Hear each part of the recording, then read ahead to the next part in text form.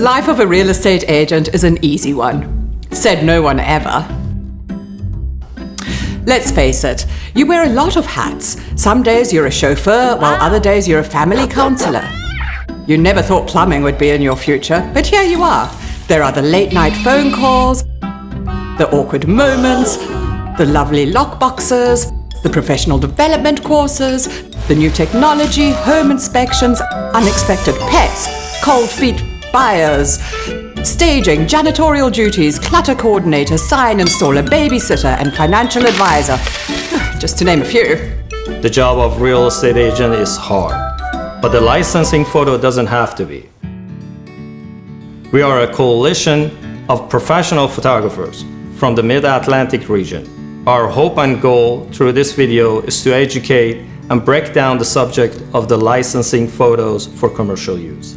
Before we jump in, as a disclaimer, we would like to say that this is not legal advice, as we are not attorneys. However, licensing our images is our livelihood, and we have a lot to offer in terms of licensing knowledge. To understand licensing, it's important to have a basic understanding of copyright law.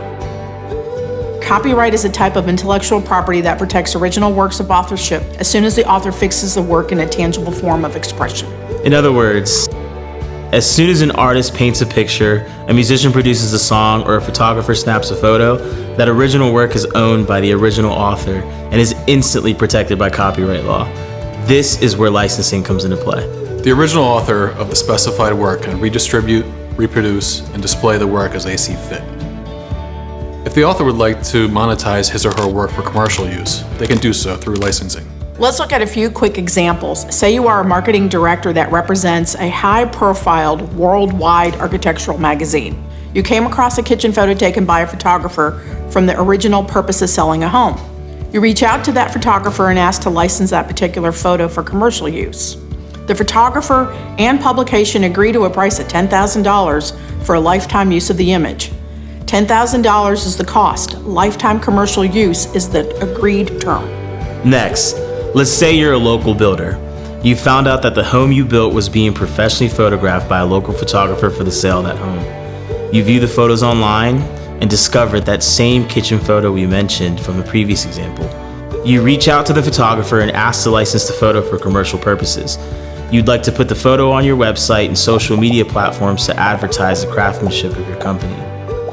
You and the photographer agree to a price of $1,000 for a lifetime use of that image. $1,000 is the cost. Lifetime commercial use is the agreed term. Now, let's say you're a real estate agent. You just get your first listing representing the sellers.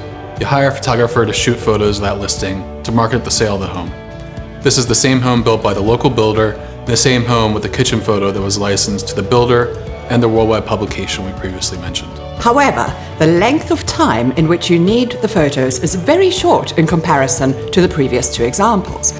While the value of using professional photography to market your listings is immeasurable, the actual profitability of this one particular listing extends only to the total of that one particular sale.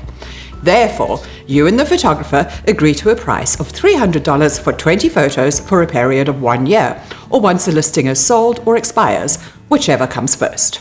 In each example, the photographer was able to license the photo or photos because he or she was the original author of the work. The usage fee in each case is determined by several factors, such as who the company is, Fortune 500 company versus local builder versus real estate agent, length of the time it's to be used, 1 year, 5 year, or lifetime, the reach of the photos, 1 print ad, 10 billboards, unlimited, etc. The actual usage of the photos, single use online, unlimited use in print, etc. And finally, the cost to the photographer, expenses. As previously stated, you can use the photos to market the property for sale. This covers you from coming soon to closing. Remember that you are the licensee, and therefore the photos are not to be shared with third parties to advertise their services. This includes the buyer's agent, homeowners, stagers, contractors, magazine publishers, etc.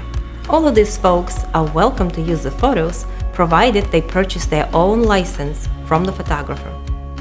The major misconception when paying for professional photography is that the licensee owns the rights to the photos. Unless otherwise stated in the licensing agreement, this is almost never the case.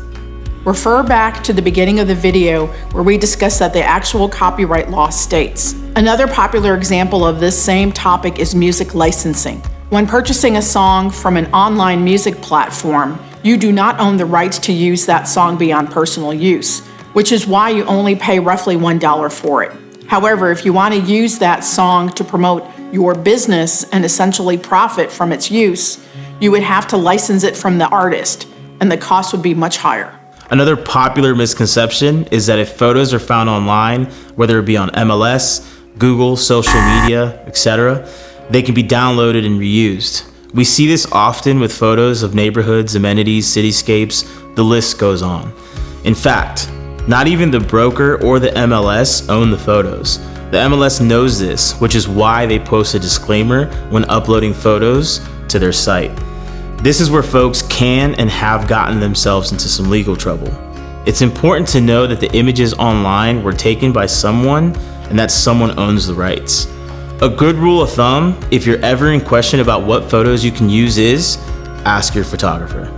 If you're ever in doubt about whether or not you can use a photo, just remember these 3 things. Never share your licensed photos with a third party. Number 2, never take images from the internet. This includes community amenity photos. Number 3, you are the licensee.